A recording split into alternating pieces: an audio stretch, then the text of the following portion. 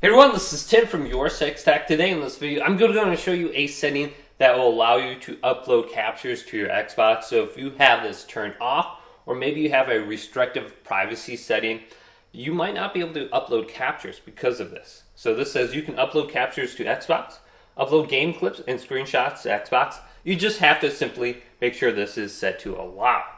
Now to get to this setting, it's really easy. Let's go to the home screen, then go up to the top, go to settings, then go on down to account, go to the right and go to privacy and online safety. Now type in your passpin if you got one, then go to Xbox privacy. Now into here, let's go to view details and customize. Now you might have made a default account, maybe you set it to like child or something like that, or teen, and this setting is automatically turned off with one of those settings. Let's go to view details and customize now, then go on down to game content. And then we can see right here the first option, you can upload captures to Xbox. Just go to allow. Now there's some other settings in here, like this one, others can see your captures on Xbox. You might want to set this to a little bit more restrictive. By default, it's everyone on the internet.